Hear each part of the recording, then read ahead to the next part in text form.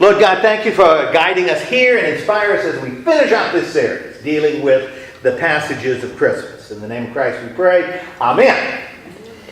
We certainly don't want to be talking about any silly movies. We are studying the Word. Okay. All right, we've been looking at Christmas passages related to Christmas. And we started by looking at Matthew. And what was Matthew? That was chapter 1. What was how would you summarize Matthew's presentation of Jesus' birth or origin? Because Matthew uses the word origin too. He presented a genealogy. Okay, we got this genealogy right up front, that Matthew sort of front loads, therefore, and connects directly with the birth. Mm-hmm. Something that Luke doesn't do. He's got a genealogy, but breaks the genealogy from the birth. So they see the genealogy evidently different because Matthew puts them together. Okay, what else? So we got genealogy is important if we want to understand the origin of Jesus. What else? Questionable women. Okay, questionable women. There are no more questionable women now. Questionable women. Well, yes, but it's not in the Bible. Yeah. All right, so you have questionable women in the genealogy. What about the birth, the story that kind of works into our Christmas account of Jesus? Kind of picks up in verse 19? Okay. 19. Yeah. Mm-hmm. What do we have? He summarizes Okay. the birth of Jesus came about. Okay, summarizes how the birth of Jesus. Now, tell me how Matthew summarizes the birth of Jesus. How does Matthew summarize it? The angel comes to Joseph. Okay, there you go. You got the angel coming to Joseph, right? Joseph's engaged. Mary has some explaining to do. Joseph, angel appears to Joseph, says, don't sweat it. Afraid. That's right. Okay. Yeah, that's things okay. Don't have a cow. And invite her into your, all this other stuff because she's gonna have a child born of the Spirit, and he's supposed to do what? Okay, adopt him by naming him, right? And he's going to name him Jesus because saying he's going to be a savior. Okay, another name, Emmanuel, which means God with us. Something really important in Matthew because Matthew opens with that and ends in that because the last words in Matthew is I will be with you even to the end of the age. So it is God with us at the beginning, it is God with us at the end. That's what Jesus is. Okay, so we got Matthew. Mary is just mentioned, right? Not a major character in the Matthew story. I was going to say, Matthew's also emphasizing how it's fulfilling the prophecies from the Old Absolutely. Yeah. Matthew uses it. He also gives it some birth also. He's the one that's going to pull in that Emmanuel, that the virgin will have a child and you will name him. And so we've got him calling out prophecy, which Matthew tends to do. We're going to see more of it tonight, in fact, when we look at the second chapter. Okay, so we've got this. These are themes in the Gospel of Matthew that we're going to see later, focus though on Joseph. Now Luke presents the birth of Jesus in a different way. What goes on in Luke's birth story?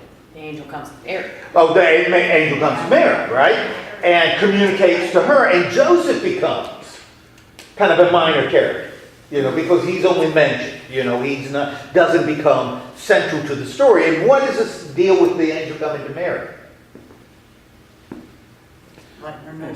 Okay, lets her know that she's favored, is gonna have a child. Now, what would appear to be the reason this is in there? What is Luke trying to communicate to us or with us by having this stuff with Mary? She was more important. She's bringing in God's child. Okay, that she's important, which becomes sort of radical in and of itself because the focus is on a woman, not a man.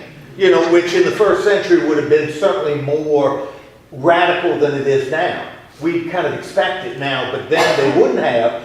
What else do you think Luke is trying to communicate by the encounter between Mary and the angel? Miraculous nature. You've got to know something amazing and miraculous has happened, and yet still shrouded in mystery. Because it's never described in vague, the power of God will overshadow you. My goodness gracious, what does that mean? I don't know, but that's the language used, so it's still vague. How are you supposed to put these two stories together? I'm going to say, please, please, please don't. Don't put the two stories together, because they don't belong together. Okay, but I mean, why are they written separately then? They're written separately. But Right. That's why they're separate. They should be kept separate, I think, because they convey a different message. The point is very different.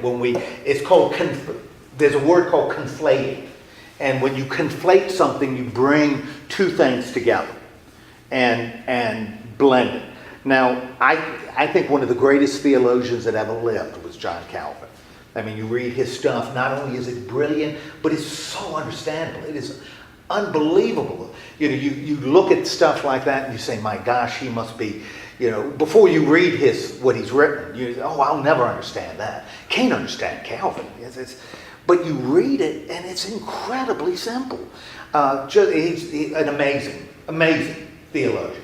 He did something, I think, but he's not perfect. A couple of things I think he's not consistent. His theology veers. And I think it's unfortunate in a couple of areas. One thing he did that I think I'd even go so far as to say is wrong, is he gave a conflated commentary of the Gospels. In other words, he brought all four Gospels together into one story. Well, I think that's a shame, because what you do is you end up losing four different points and blending it into kind of a mishmash. So you don't bring those two stories together. We're going to look at another one that you got to keep separate today. well, but they're two separate stories, but they got two meanings. But how are you supposed to take them? I mean, one's focused on Joseph, one's Right. focused on Mary. Right. So They're all true, but different perspectives Yeah. to make different points. Yeah. Yeah.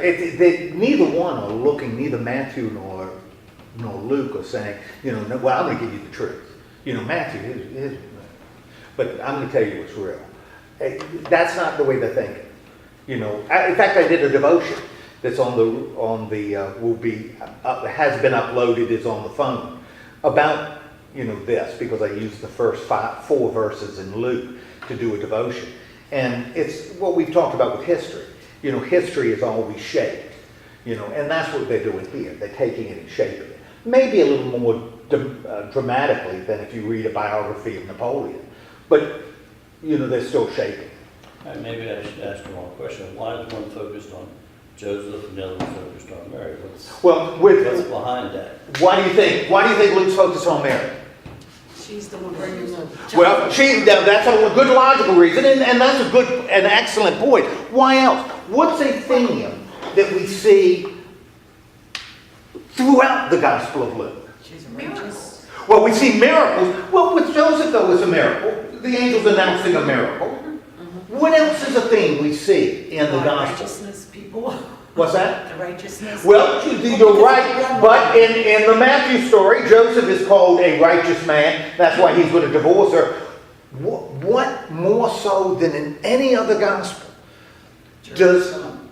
Jerusalem is a point. Very good. That Christ comes from a priestly line. Well, that he as uses well that. as the line of Judah. Yeah, that's why. All of y'all are right. What I'm thinking of is, remember the Beatitudes. The Beatitudes in Matthew. Blessed are those who are poor in spirit, for to them is the kingdom of heaven. That's Matthew. Beatitude. Luke, same beatitude. Jesus says, blessed are you who are poor for to you is the kingdom of heaven. What's the difference? Matthew says in spirit. Matthew says in spirit, which means he's talking about Spiritual. spiritual things. Luke is talking about Money. money. Luke is talking about money. Luke has this, and we've kind of talked about it some, has this reversal. That's a big theme in Luke. Remember Mary when she sees Elizabeth? Because we got all this business about John the Baptist. When she sees Elizabeth, what does Mary say? What is it that, what does Mary? Magnifies the Lord. My soul magnifies the Lord. The magnificent, right? My soul magnifies the Lord. And what's the point of it? Not only is it praise, because half of it is praising God, but why is she praising God? What does she praise about God? That's really important in the Magnificat. You were special if you were the woman that was chosen. Absolutely, that she is special because she's chosen by God. What is God going to do to the world? What is God on the threshold of doing everywhere? Changing it. Well, how is he going to change it? He's going to lift up the lowly. He's going to lift up the lowly and bring down the mighty. You know, that's right in the first chapter of Luke. We've got the idea of the low are going to be lifted up, the mighty are going to be brought down. That there's going to be a reversal. When you look at the Beatitudes, you know, having in spirit becomes spiritual. Blessed are you who are poor, has to do with money. But then he even goes and says, but woe to you who are rich in Luke, for you have received your consolation. So the poor are going to be blessed, the rich are going to be brought down. You know, blessed are you who are hungry, for you will be filled. Woe to you who are full, because you're going to be sent away empty. You know, so it's this reversal that's a big deal in Luke. That things change, that God is changing, that the kingdom of heaven is different than the kingdom of the world. And that's going to be a theme you see throughout Luke. That's why in Luke we can have that parable of Lazarus and the rich man. And when you look at the parable of Lazarus and the rich man, you know, the story. Lazarus is at the gate. You know, he is intensely poor. Dogs are licking at his sores. You know, he is miserable. The rich man is in velvet and eating high on the hog. Well, not the hog, he's Jewish.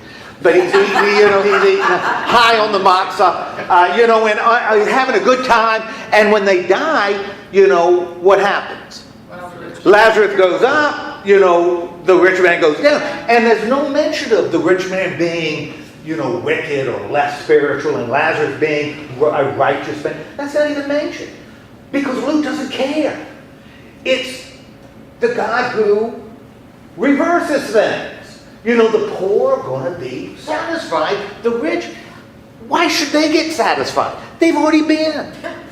You know, why would a just God say, well, you're poor, you've been suffered your entire life, come into this blessed kingdom, and the rich man, you've lived high all your life and never had to suffer. Come in and enjoy just like the poor man. You know, Luke, that's not how Luke is thinking. You know, there's justice in the universe, and there's a time when there's a reversal. You know, there's a reversal. Which is a reminder to what? What does it become a reminder? How would that impact Luke's audience? Oh, to be humble. Yeah, maybe you need to be humble. Maybe if you got more than you needed, you should share some with somebody that doesn't have much. You know, because God reverses things. So you either give it now or you give it later. But it's going to be given. You know, and so there's this idea percolating in Luke. No, it's leading to good moral behavior, good compassionate moral behavior. I don't think you want to push the theology to, you know, eternity, you know, because that would contradict other things that are pretty clear in the Bible.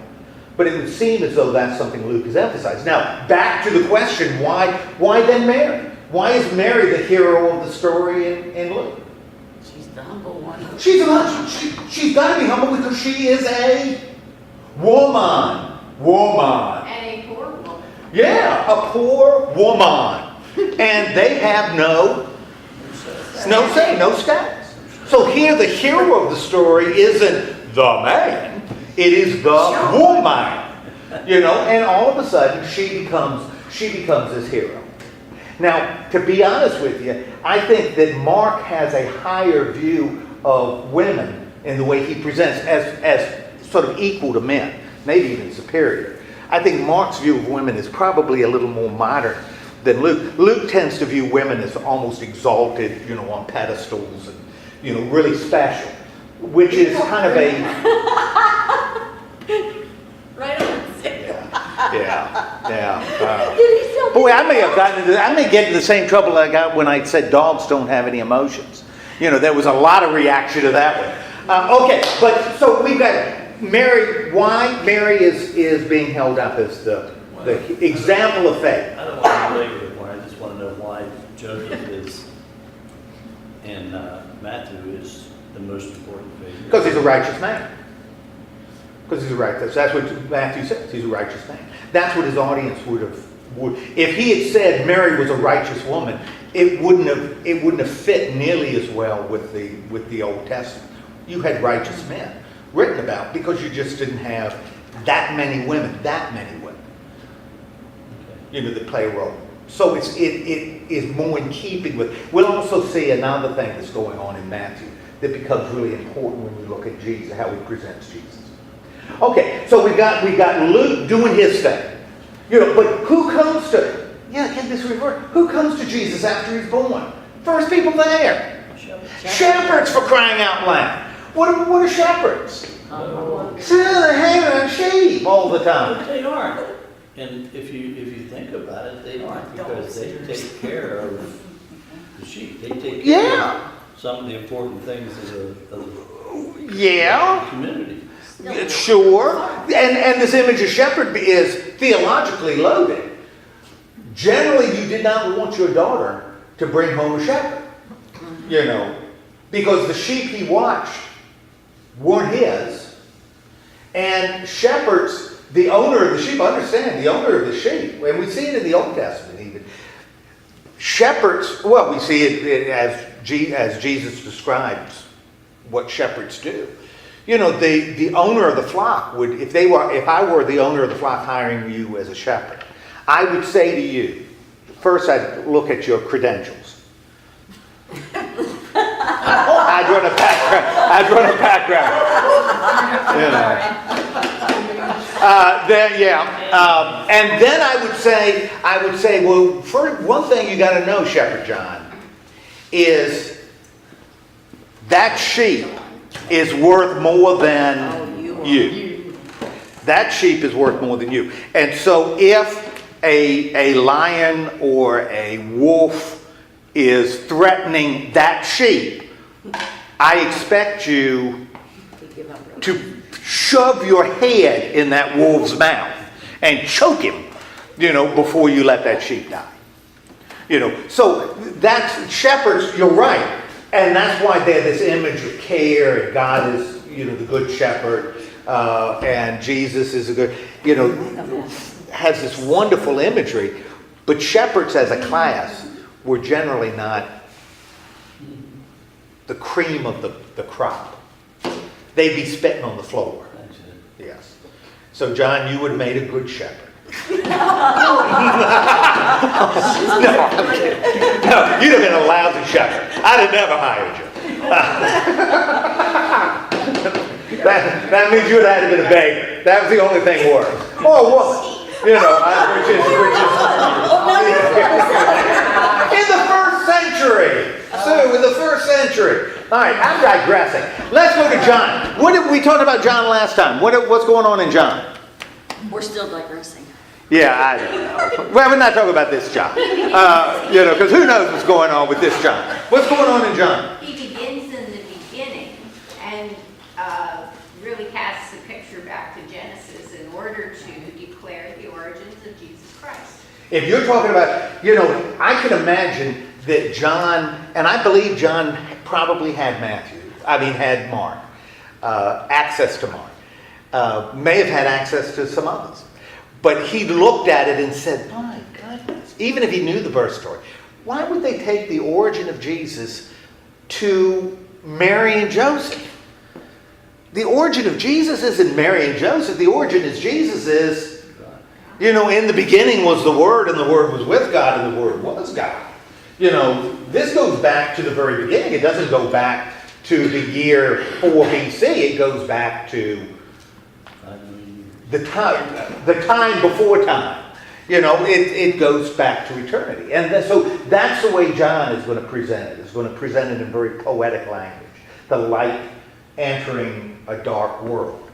But again, I find it really interesting that the word pitches, the light pitches its tent among us. So a real graphic, earthy image, of how Jesus enters our time and space. So, okay, so intermixed with John the Baptist, doing his thing. All right, we've done the birth stories because Mark doesn't deal with the birth at all. I guess you could look at the passage in 2 Philippians where Paul talks about the God humbling himself. You could look at that. That's kind of a birth story, but it's only one or two verses. Has more to do with what else he did. So instead of looking at that, what I want to do is I want to look at the Epiphany story in the Gospel of Matthew, 2nd chapter of Matthew, because we generally kind of connect this Epiphany story with the whole birth story. So, and I think there's some really interesting contrast when you include this into the story, particularly when you compare it to the Gospel of Luke. Again, and thank you for saying it earlier. This isn't a matter of which one is right and which one is wrong, and so you white out the ones that are less historical, because we don't know what's historical and what's not. All of them are conveying a message about who Jesus is, and that's the message. It's the truth that's more important than facts, because facts and truth aren't the same. There's a truth here that is greater than facts. Okay.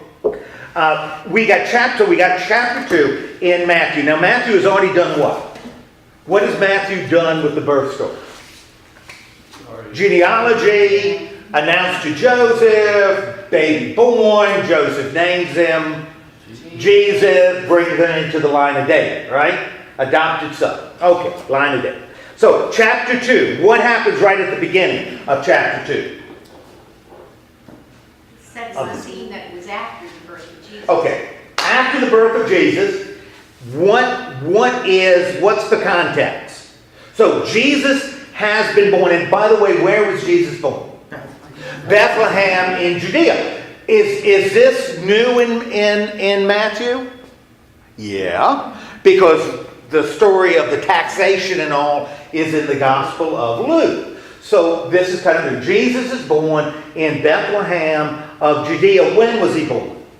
During the time of King Herod. Okay, during the time of King Herod. Now, why is it significant that he was born in Bethlehem?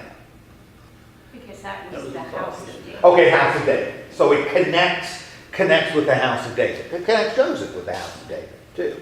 Now, this right here, we don't want to conflate the stories. We don't want to say, oh, well, they were there because of taxation. They were really living in Nazareth. We don't want to do that. Let's let Matthew stand on its own without bringing in other stuff.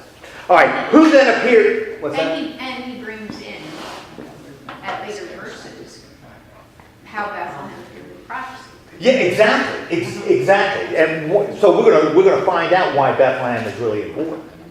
Okay, who appears in the story? Magi. Okay, you got Magi. And Magi are, that's Greek. What are Magi? Wise men. Well, they're wise men. We get the word...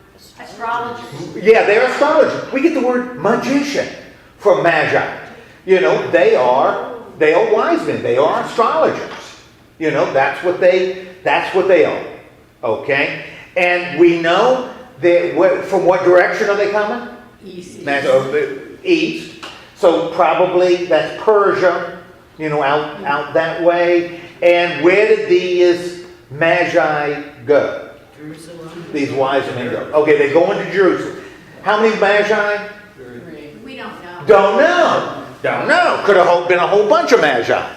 Oh, they just named 3 gifts. Could have, just named 3 gifts, right? So we associate 1 magi per gift, but there could have been a whole gang of magi.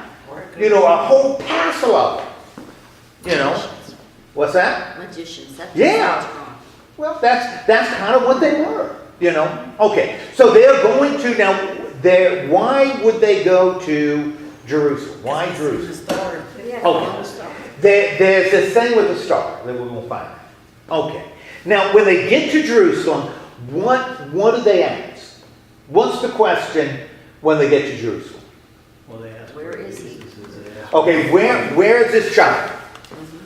Okay, what about this child? Born king. Born king of the Jews. Now, Rattled Herod. he's going to shake Herod a little bit. Now, Matthew's already established this, right? King of the Jews. And how has he established that king of the Jews? By putting Jesus in the line of David. Okay, so they're looking for this child that's born king of the Jews. And why do they assume he's a king? Well, see, why would they assume that this child born is a king? because of the genealogy. Well, you could say because of the genealogy. Greek gives us a wonderful word we've talked about before. The word Christos. The word gar. Remember gar? We used it a lot when we went in Romans because Paul uses gar all the time. Remember gar? When in Greek you use the word gar, it answers an implied question in what came before. Okay? It answers an implied question. And we got the word gar used here. So they're here in Jerusalem. They're asking for, where's the child that was born king of the Jews? Why? Why do they assume that this is the king of the Jews?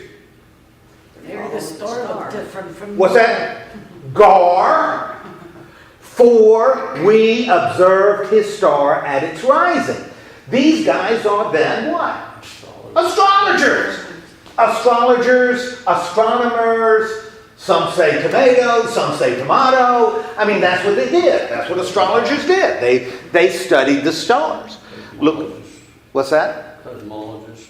Yeah, that's what they're doing. And they saw a star rise, and when you see a star rise, that must mean what? Something significant happened. Maybe a king is rising. So they saw his star rising in the west for them, right? And they assume it's going to be a king because that's what rising stars mean, evidently, for these astrologers. And they've come to Jerusalem to do what? To pay homage. To worship. Yeah, to worship. To worship this new king, right? King of the Jews. Now, because of the stars. What she said and what I said has two different meanings. Because they brought gifts, isn't that more paying homage than to worship? Well, really close. And I'd have to look at the Greek. Matthew may be hesitant to use the Greek word for worship because they're Persian. And for Matthew tends to be a kind of a stickler for the Old Testament, particularly the law. And he may be very nervous using a word associated with Jewish worship to describe what these kings are doing. Now, are they worshiping? In their minds, certainly they are. But whether Matthew wants to call it the same as going to the temple, maybe not. But I'm only speculating because I don't have the Greek in front of me. Okay? But they're here to show him honor, right? I read one commentator who said that they had access to the writings of Daniel or something like that line. Could This have. prophetic word, and that is why they were searching. Certainly could have. Certainly could have. Yeah, that's a real possibility. Their religion was called Zoroastrian. They were Zoroastrian. And Zoroastrians, see good versus evil, the eternal. They're monotheists. You know, Zoroastrians are monotheists, or bitheists, because they see evil as also a power, and there's a struggle between good and evil. But they certainly could have had access to writings of that.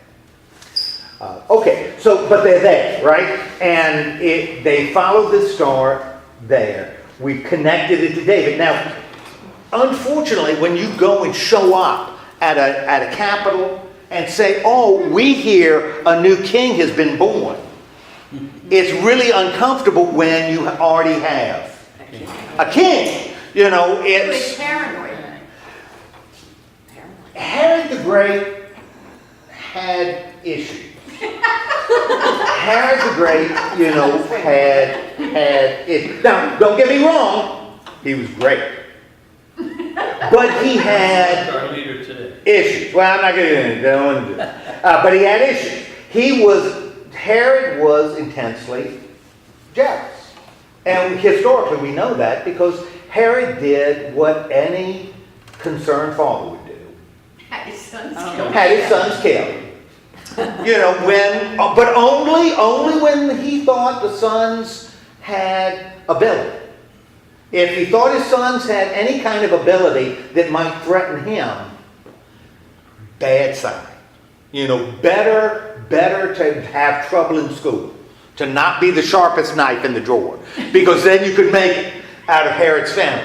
You know, but if you showed any quality of leadership, see you later, alligator. Bad news. It was like dilly.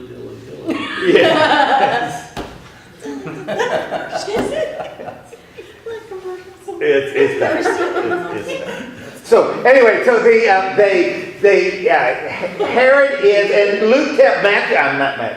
Matthew tells us how Herod feels. How does he feel?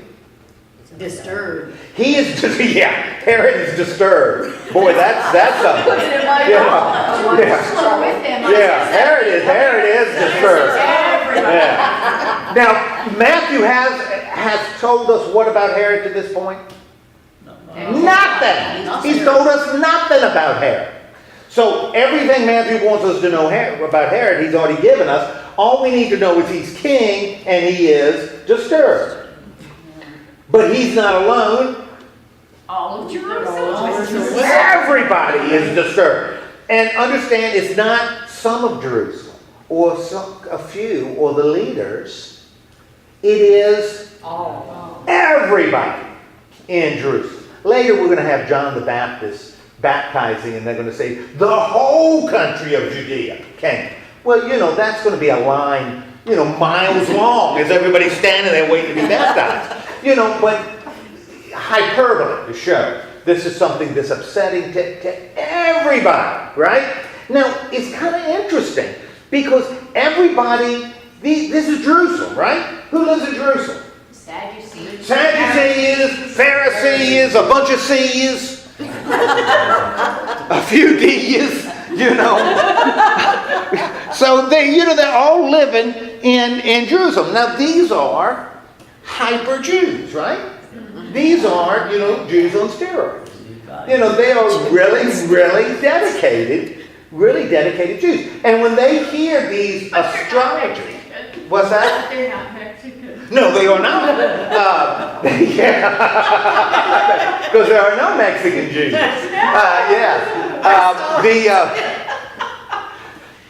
A joke. It's a joke. It's a joke I put online. Yeah. Anyway, and you liked it because you said you liked it. All right. So That was good. all right. So oh golly, we digress again. So you got all these Jews there. They're all disturbed, and these astrologers are saying, "What? The king of your king?" And you know the trouble with Herod is he called himself king of the Jews, but he had a problem being called king of the Jews. He wasn't a Jew.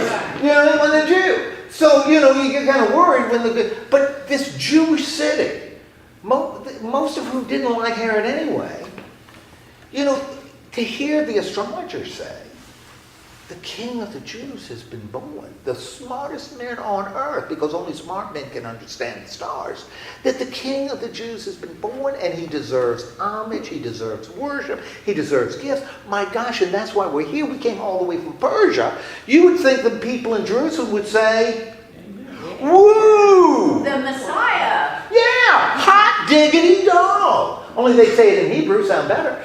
But they, woo, this is really good stuff. And yet everybody in Jerusalem, everybody, is what? Disturbed. Disturbed. They're all disturbed. And that stands in contrast with these foreigners, right? Who are there to worship. Yeah, who are all excited. The Jews are disturbed. All right? That are in Jerusalem. All right, so you got this ironic contrast. And you know, unfortunately for the leaders of the Jews, they're not going to come out very well in Matthew. So what does Herod do? So these guys are saying, we want to know where the child is born. What does Herod do? Has a meeting, you know, with his cabinet. And who shows up? The Pharisees. Okay, yeah, we got a bunch of guys that know what they're doing, right? We got chief priests and we got scribes and they're all there. And what does Herod say? Ask him. Yes, then where are you? Okay, so where's what? Where's the Christ. Messiah? Where is the Christ, the Christus, the Messiah? Where is he to be born? Now, we, readers in Matthew, already know who the Messiah, the Christus is. Because, how do we know who the Christus is? Because we've been reading it. We thank you, Woo, Miranda. All right, because Matthew told us, we've already read it, so we know that. Now it's kind of interesting. We know Jesus is the one that was promised. You know, Mary's child, and you know that stuff. Who else knows it? Hey, that's right, but Herod does too, because when this guy comes who's the King of the Jews, Herod doesn't say, which son am I going to have to kill now? Maybe the baby boy that was just born. You know, that's not what he says.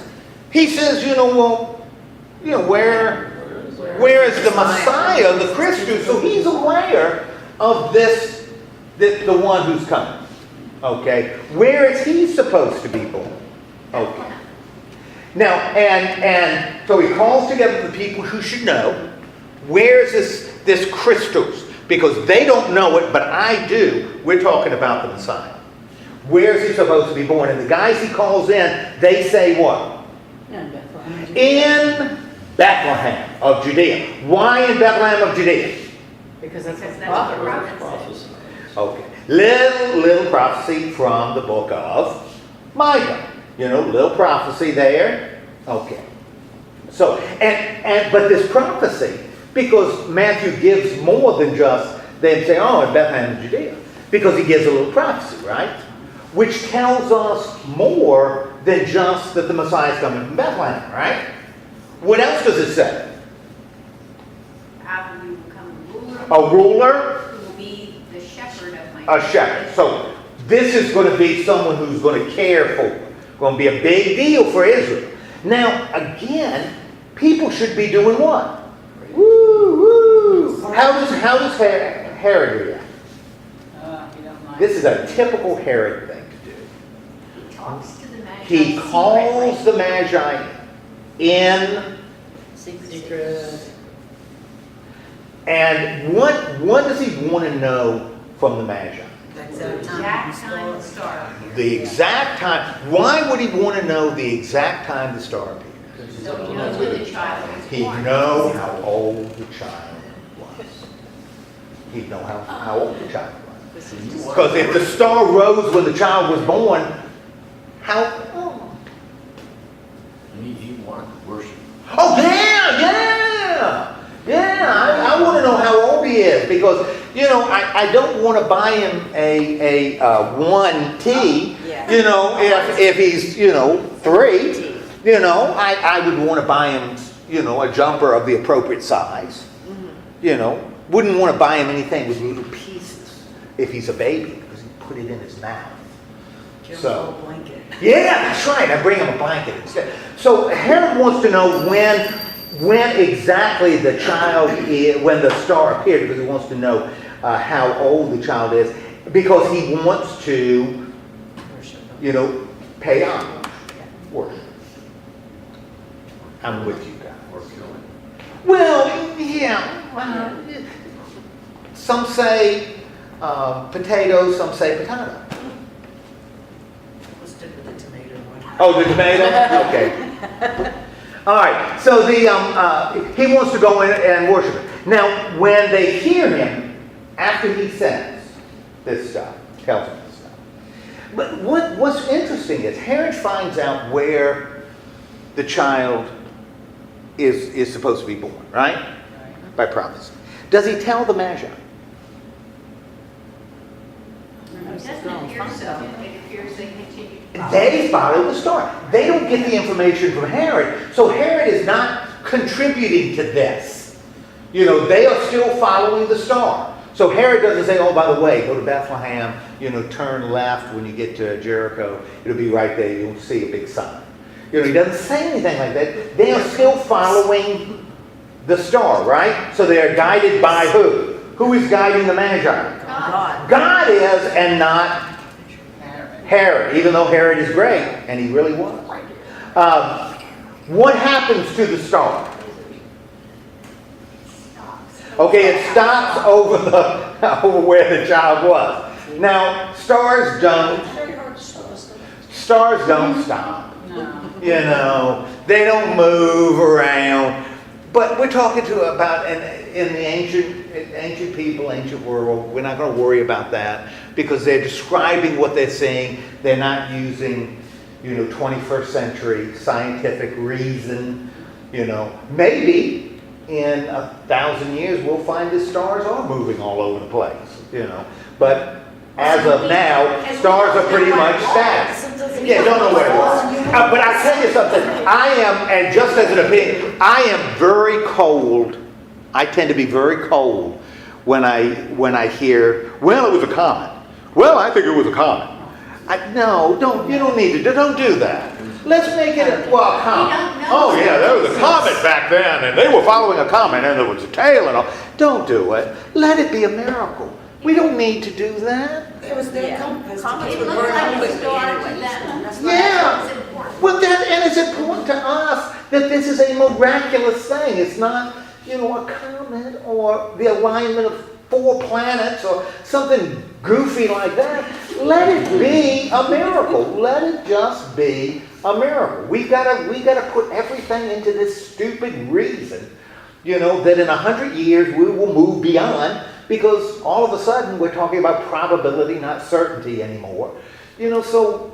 The God who named the stars doesn't have to follow what we think are the rules of astronomy. Just let it be a miracle. Jeez Louise. All right. But it stops over where the star... And when they see the star stop... That was a break. There it is. And what do? They're overjoyed. Oh man, they are happy. They are really happy. And what do? Rejoice. They rejoice, right? So they're really rejoicing. That's how Magi rejoice. And then what do? Open their treasures. Well, before they open the treasure, They bow. even before they bow and worship, They saw the child. even before they see the child. They get off the camel. I'll tell you something. These Magi had been trying to stop smoking for years. And when they saw Jesus, boom, they were off the camel. Yes, joy. What a wonderful thing. House now becomes your new word. Whenever, it's like Chris's circumcision. So whenever you She think... already has 2 words. Yes, well, you need to come up with another one. Try colonoscopy, something like that. She wants a word. You want a word? What word do you want, Sue? Whatever word you want to give me. Oh, don't do that. You'll be in trouble. Too late. You better figure yourself. Yeah. We'll have one next week. All right. Yes. He's going to use her voice. That star stopping Because when you go out and you lay on the ground and you look up and you see a star, did that star come down over the house? That certainly would appear. It would appear that that's what Matthew is writing. Now, was Matthew there trailing behind the Magi, jotting things down? No, of course he wasn't. I mean, at best he'd have been a little fellow, jotting things down. This is the story Matthew is conveying. That it is a miraculous thing that when you think about, and the fact that we're talking about Magi, this is something, and a star. This is something, the coming of Christ isn't just something that affects shepherds. This is something that affects everybody. It affects the universe. Gentile, the universe. Because the very heavens changed with the coming of the Christ. This is an incredibly powerful statement that the nature of the heavens changed with the coming of Jesus Christ. This is this exalted King entering humanity. Because he is the bright and morning star. Well, all that could be true scientifically anyway. Well, it could be. Because they didn't know the earth rotated. They didn't know Sure. why the stars moved in the sky. Well, and they do move every day. I mean, every day they're in a different location. This is a miraculous thing. And as Matthew writes it, I think he wants us to, as we read it, do what? What do you think Matthew wants us to do when we read this? Wow. That's it. That is exactly what I think Matthew wants us to do. To read it and say, wow. They're enjoying it like they were. In a sense, Luke does the same thing, only in a different context. When the heavenly hosts, the armies of God appear, you go, but this is even more dramatic because the nature of the universe, the sky is changed with the coming of Christ. But before he kneels, before they open up the gifts, after they get off the camels, what do they do, Joy? They go into the house. Now this is kind of interesting, right? We never heard it was anything to do with the house. In Luke, we got nothing about a house. What do we have in Luke? The barn. We got a stable or a cave or and a manger, and they're not settling there. This is 3 years later, right? Yeah, or later, and they've got a house. So we said last week, one of the things different evangelists have to deal with different issues, have to address different issues. That opponents to Christianity point at Christians and say, you can't be right because blah. And there are certain things they point to. There are certain things that are the blah. That evidently are so strong in the Christian tradition that they can't just say, oh, well, that didn't happen. Certain things that are uncomfortable for Christians because they convey a message that seems to be counter what Christians believe. Now, can you think of any events in the life of Jesus that might be challenging for Christians to explain? Well, the house situation. Well, yeah, we get back to this. You're right. This is a problem. What are some other situations that Christians would say, that's a good point. What's that? The Trinity. Well, the Trinity, yeah. I'm thinking more in the life of Jesus. We talked about baptism. Mm-hmm. Why in heaven's name would Jesus be baptized? Why? The baptism had to do with... It's a symbol. Well, but I mean, it had to do with repentance, and you repent when you sin. And evidently the baptism of Jesus was strong in the tradition. Everybody in the church knew it, everybody out of the church knew that Jesus was baptized. Well, the opponents of Christianity were saying, ooh, you have a Savior that didn't sin who got baptized. That doesn't make any sense. And he did sin. Well, then he wasn't perfect. Then he wasn't this pure, spotless Lamb of God. that's talked about. And if he sinned, then he didn't die for the sins of anybody but himself. He died for his sins. You know, that's what Paul says. You die, death releases you from sin. If Jesus sinned, he died and was released from sin. But he didn't die for my sins. Couldn't have. Because he was a sinner. Well, hold. We're not arguing, though, whether he sinned or not. That's not. But the baptism becomes an issue. So you look at what each of the evangelists do with the baptism. And it's fascinating, you know, how they deal with it. You know, one of them, Mark, doesn't care. He doesn't care. Jesus came, John baptized him, boom. Heavens were ripped apart, Spirit, that's it. In the Gospel of John, what's that? That's pretty significant in the heavenly. Oh, and the word he uses is not just open, but torn like tearing cloth. He uses the same word later when the curtain of the temple is torn in Mark. Mark's the only one that uses it. But Mark's baptism doesn't explain why Jesus needs to be baptized. Why Jesus gets baptized. Doesn't explain it at all. Which is typical of Mark. Doesn't explain birth. Has nothing about the birth. In Matthew, Jesus and John, you know, in the Gospel of John, John the Baptist is the one that describes the baptism as the first witness. And we talked about that last week. Gospel of Matthew and Luke are fascinating in how they describe the baptism. Again, you got this problem. Why would Jesus come to John to be baptized? He said. Oh, the heavens opened when he did it. What does John say in Matthew? Jesus said, let it be so now. It is proper for us to do this to fulfill all righteousness. And he did that. Why did he do that? Why did Jesus say that? Because John the Baptist said, I shouldn't be baptizing you. No, shouldn't be baptizing you. And Jesus says, no, it has to be done. You know, this is something that has to be done. So Matthew explains this baptism issue by saying it is something that needs to be done. Doesn't elaborate on why, but he says this is part of the plan. Well, and both Matthew and Luke, I think it could be intimated that it was because he did this act, the baptism, that heavens were open. Oh, sure. And the Spirit And all of them. In Luke, who baptized Jesus? John the Baptist. The Holy Spirit. Just says It just says when all the people were being baptized, Jesus was baptized too. That's it. So Luke is going to say, you know, is going to say, don't think John is more important because Jesus came to John to be baptized, because Jesus just came to be baptized. So he leaves the name out, again, to explain. Same thing with crucifixion. We talked about that. Crucifixion is a problem. You know, would have been much better had Jesus been stoned.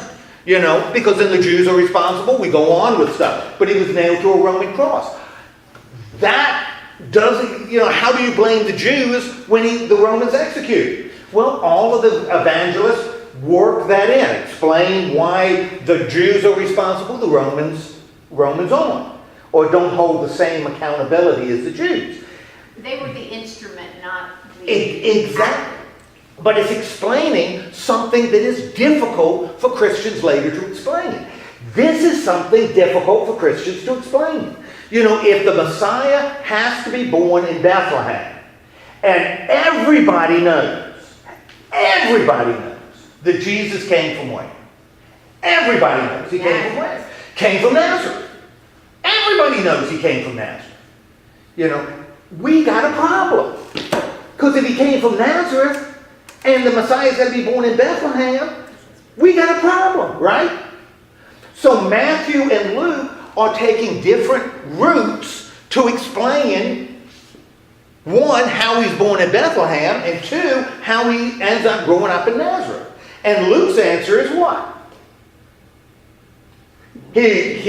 Mary and Joseph lived in Nazareth, went to Bethlehem for the tax, and did what? Went home. And we know they went home because they came down again to the temple, you know, later. So they moved to Nazareth. I mean, they were in Nazareth.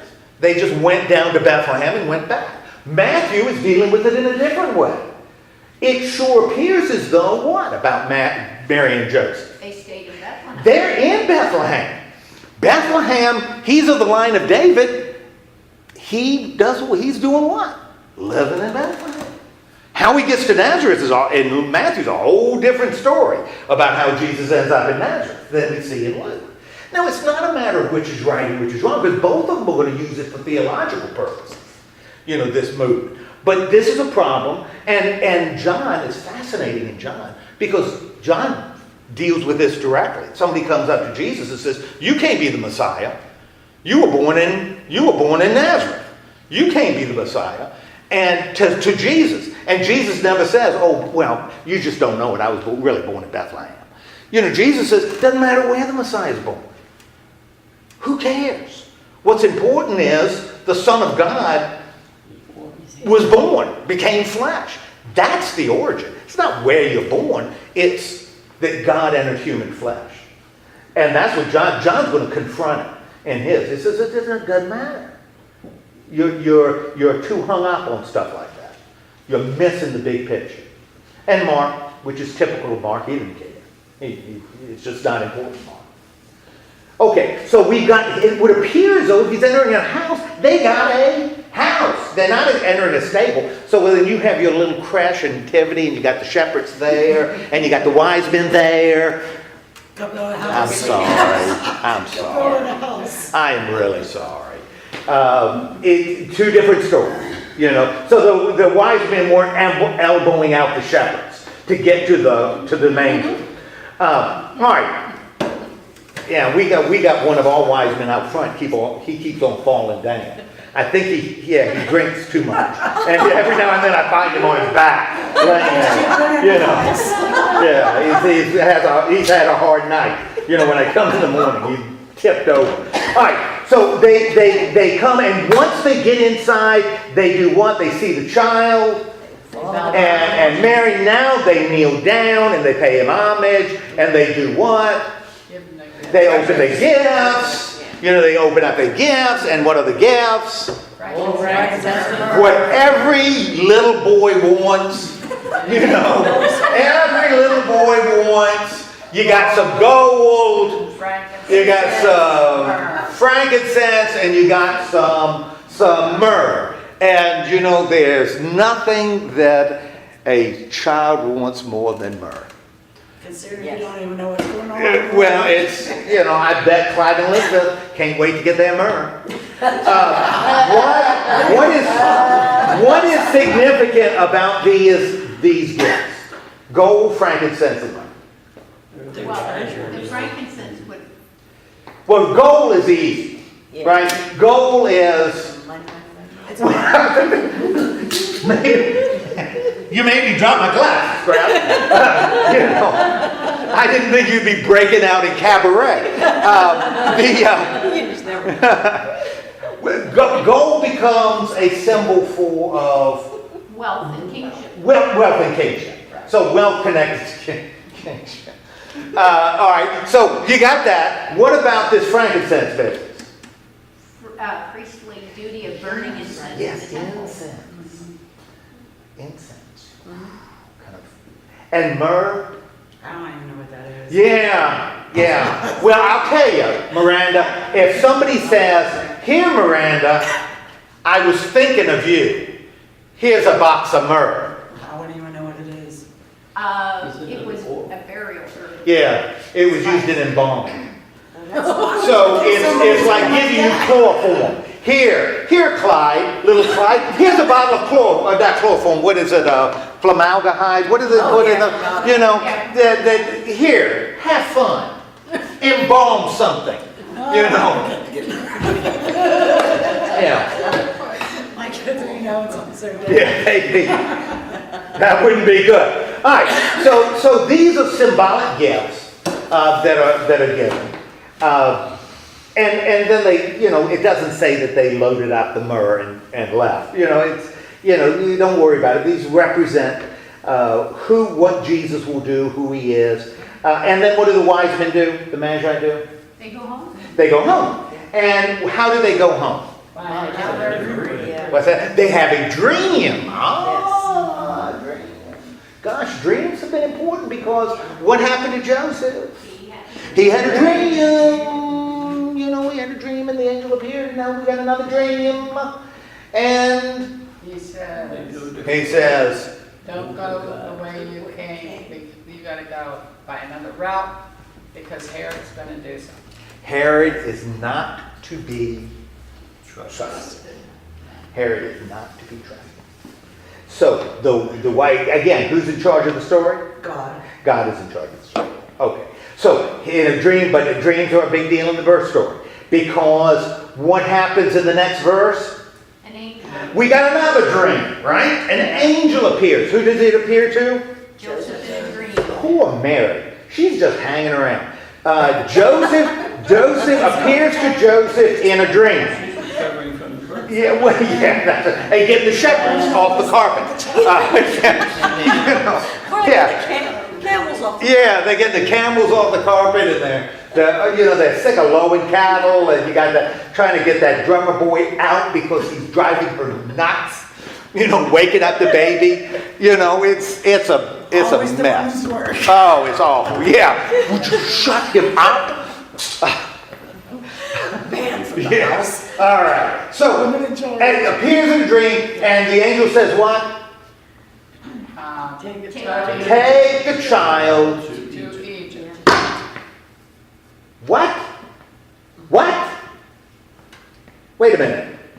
Take the child and his mother To Egypt. to Egypt? Egypt? And escape to Egypt.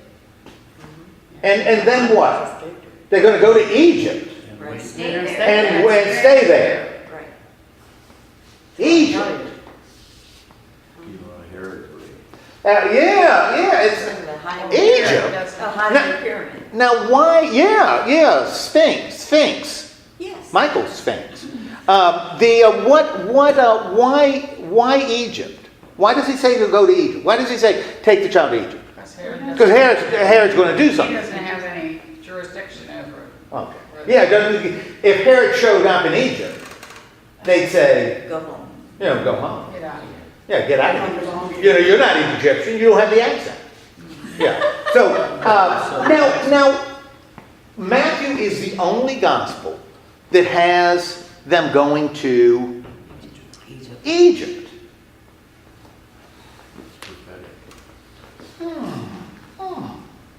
Let's think about this. You got to go to Lincoln prophecy. Egypt, eh? Who else went to Egypt? Moses left Egypt. So if Moses left, he's a Jew, right? Okay. If he left Egypt, then somebody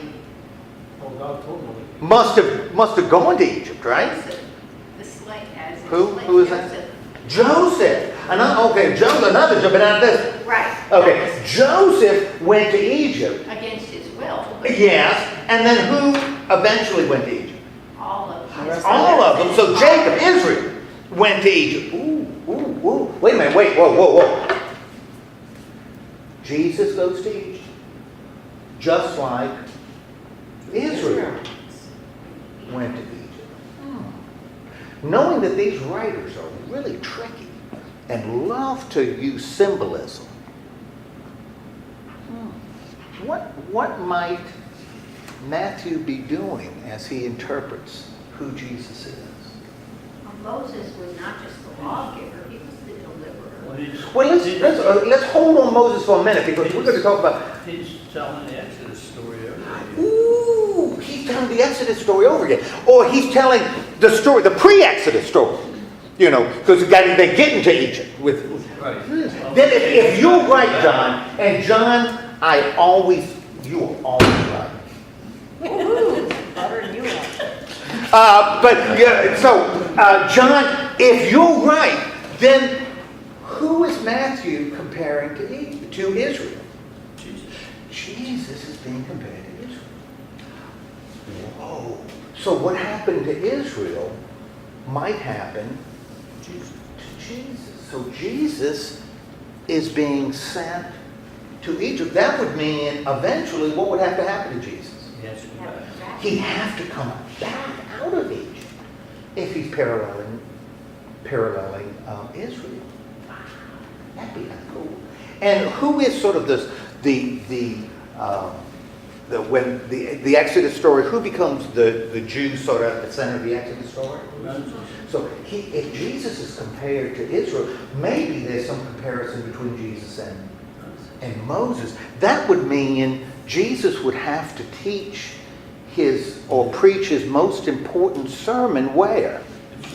Where would he have to preach that most important sermon? Why would he have to preach it on a mountain? Because Moses went on a mountain to receive the law. My goodness gracious, isn't that amazing? That in Matthew, the great teachings and even the miracles is wonderful in Matthew. Jesus is healing the lame. Just does it in all the gospels. Heals the lame. Good thing, right? Lame people, what's the problem with lame people? Have trouble walking. Have trouble. You know where Jesus heals lame people in Matthew? On the mountain. How did we get up the mountain? Yeah, that doesn't seem like a very compassionate thing.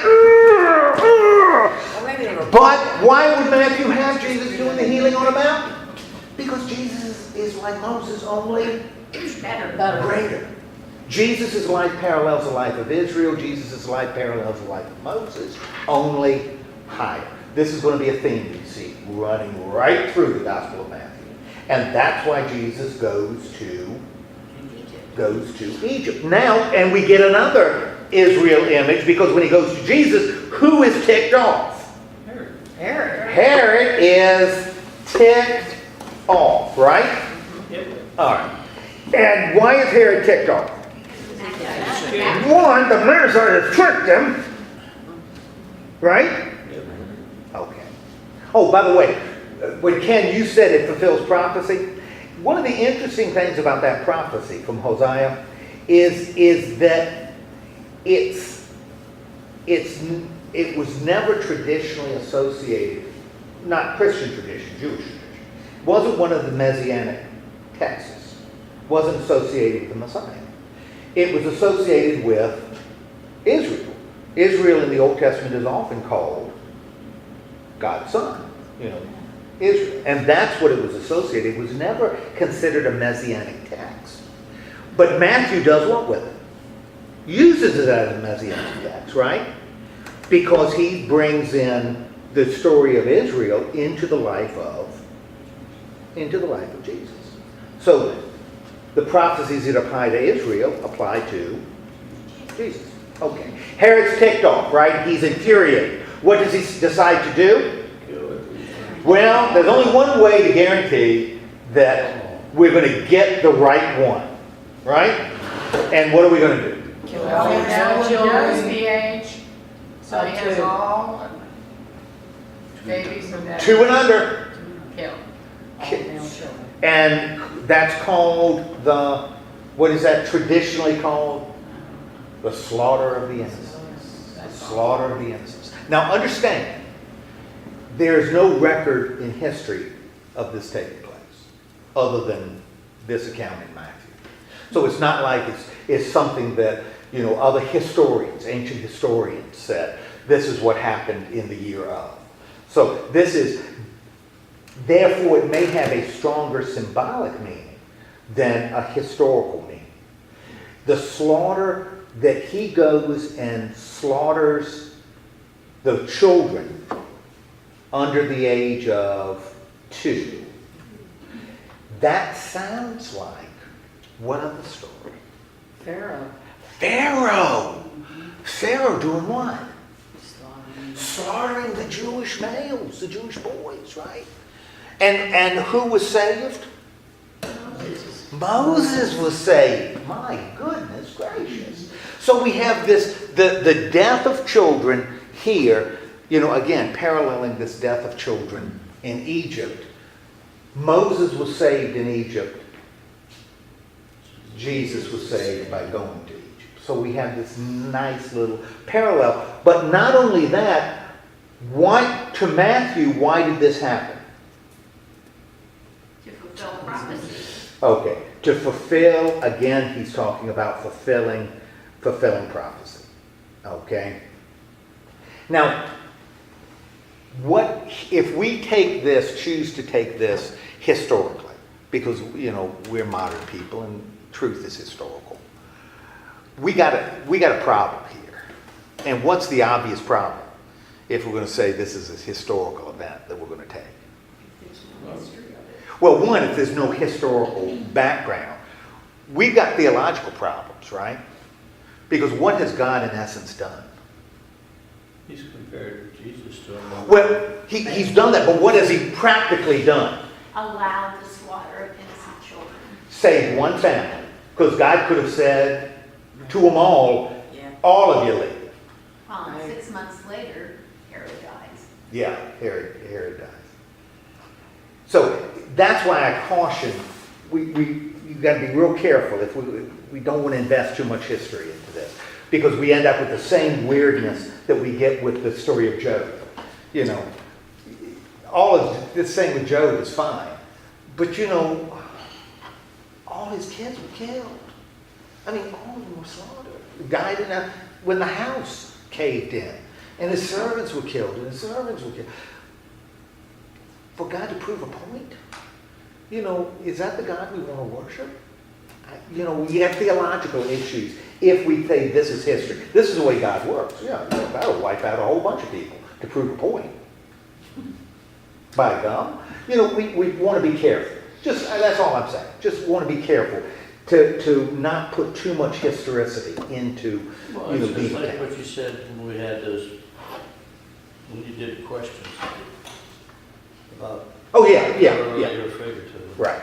Yeah, I would, although I'm not going to, this is the way I interpret it, but, you know, I would strongly suggest that you first take a figurative look and look at it in the context of what's being written. Be real careful, because you're going to come to conclusions that are uncomfortable, and then you've got to explain the conclusions and justify them. You end up with a mess of theology. You don't want to do that. I don't think you want to. Sometimes get bizarre stuff. Okay, so they go to, so the people are gone, or Joseph and Jesus and Mary are in Egypt. Herod dies. What happens again? I mean, duh. An angel. An angel appears again. To Joseph. Yeah, to Joseph. Thank you very much. And what does the angel say? You take them out. You know, you go on back. Okay. Because the one who's looking is dead. So what does Jesus do? He comes out of Egypt. Yes. And who else came out of Egypt? Israelites came out of Egypt. Moses came out of Egypt. You know, nice little parallel. So they come out of Egypt. And of course, they settle back into their comfortable little town of Bethlehem, move back into the house that the neighbors have been watching. You know, because when people go away for a while, you better have neighbors watch the house. You know, because if not, you know, a teenager may have a big party at the house, and you don't know about it. Usually the priest daughter. Not that that would happen now, because it wouldn't. So why don't they go back to Bethlehem? They're afraid. They're afraid. Who are they afraid of? Archelaus. Who is Archelaus? The plot thickens, Herod's son. And you know that Archelaus must be really skilled. No, because Herod did what? Killed off the ones that had any sense. He left the half-wits, you know. So, and maybe that's why they called his sons were made tetrarchs, which is a third of a king. A tetrarch means third king, which means he's not a full-fledged king. He's just sort of a partial king. You know, so his sons were not half-wits, they were third-wits, because they were all tetrarchs. You know, and so Archelaus is an idiot. And the Romans, when the old man dies, the Romans say, there is not one guy with sense in this family. It is a bunch of inbred idiots. All named Herod. You know, by the way. You know, all of them named Herod, they are stupid. This is a dumb bunch. So we're not going to give any of them the territory, the whole territory, like the old man. So we'll divide it up and give each of the Herods a third. And they give Herod Archelaus the good chunk, which includes Jerusalem. And Herod Philip, they give the Decapolis, and he plays a role later in this, so it's just a second-hand role. And Herod Antipas, they give Galilee. Herod Antipas is going to have Galilee. And the other two Herods, Herod Philip and Herod Antipas, they do okay. They hang in there. Herod Archelaus was really, really stupid. And Herod dies in like the year 4 BC, the old man. And the Romans fired Herod Archelaus in the year 3. And when the Romans fired you, they used real fire. No, they didn't. That's just a joke. But they moved him. And that's what they did with kings that didn't work out. They move them someplace else. And that's what they did to Herod Archelaus, because he was so screwing up a province that was okay when the old man was in charge, but his idiot son can't run it. And so it's kind of falling all apart. And they say, we got to get somebody better. And what they do is they move it from a client kingdom, which the Romans liked best, because that meant the kings had to collect the garbage and police the streets and that kind of stuff. The Romans just collected taxes and made Judea a Roman province and appointed a Roman governor. Romans didn't like to do that. It cost too much money. But Archelaus was such a loser as a king, they had to get him out of town, which they did. So anyway, they move from, so they don't go to they don't go to Bethlehem. Instead, they were warned when, gosh, I bet they were warned in a dream. I bet an angel showed up to Joseph, warned in a dream not to stay in Judea, that they need to go to Nazareth, to Galilee, and where do they settle? Nazareth. Dun, dun, dun, dun, dun, dun, dun, dun, dun, dun. Now we've got Jesus in Nazareth. Yes, indeed. Okay, so now we got Jesus and the Holy Family in Nazareth, and Matthew, because he is really interested in fulfilling prophecy. And most of it's around this birth. He kind of eases off once we leave this birth story. He's done a lot here. He says this fulfills prophecy because what? What does he say? How does this fulfill prophecy? He will be called a Nazarene. Yeah, but it's a whole different thing. And this is difficult to understand. I don't understand it. It's not he's be called a Nazarene like a native of Nazareth. This is a sect. Oh, a Nazarene. Yeah, and it doesn't, I don't know what. I don't know why whether there's deeper meaning in it that I can't find anybody who can explain it. It's not just, it sounds like the city, but it isn't the city. That's not what they call natives of Nazareth. So I don't, does your commentary mention anything? This is what it says. Because I couldn't find anything. A rather obscure town nowhere mentioned in the Old Testament with Jesus' hometown. He will be called a Nazarene. These exact words are not found in the Old Testament and probably refer to several Old Testament prefigurations and or predictions that the Messiah would be despised. For in Jesus' day, Nazarene was virtually a synonym for despised. Some hold that in speaking of Jesus as a Nazarene, Matthew is referring primarily to the word branch, as in Isaiah 11:1. Could. Just don't know. They don't know either. Don't know. Yeah, but he uses it. And, because everything happens to fulfill something. For Matthew, that's a big deal. Okay, now we've got these birth stories down. And what I want you to do is I want you to go home and combine them all together and come up with this big hot stew of birth stories. Let each one speak. Because what becomes the message in Matthew? What's the message of the birth in Matthew? What can we take just from that story? That God came back as a human. That God came as a human? What else? The miraculous way. Miraculous. The universe, I could say the universe changed when Jesus was born. The universe changed. And it's not a shocker that later in Matthew, In Mark at the crucifixion, it said when the centurion saw how he died, he said, Surely this is the Son of God. truly this is the Son of God. And that's what it says in Mark. The centurion says the same thing in Matthew. Truly this is the Son of God. But in Matthew, Jesus dies, and what happens in Matthew after the death?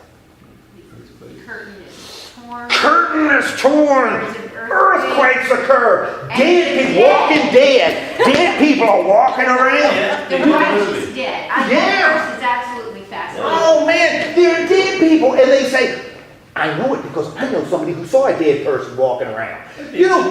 Dead people walking around, and it says in Matthew, it's wonderful. It said when he saw the centurion, when he saw these things, he said, truly he is the Son of God.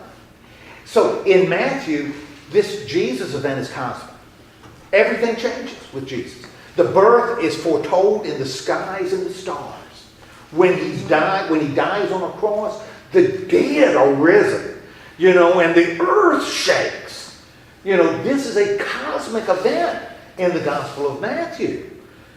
He is Emmanuel. When you look at Luke, on the other hand, Luke's birth is still glorious, but also Humble. kind of humble. He's in a stable. No stable in Matthew. He's in a stable in Luke. Laid in a trough, a feeding trough. That's what a manger is. A trough. Very first people who come are shepherds. So although still glorious, miraculous, because Luke has two miracles. It's not this cosmic event we see in the Gospel of Matthew. Where kings are the ones, magi are the first ones to show up. In Luke, we got shepherds as the first ones to show up, which is really different. And then you look at John, and John, in the Gospel of John, what do we take from John? Genesis. This is beyond glorious. Matthew, the birth is glorious. That doesn't even describe it in John. Because in John, what happened?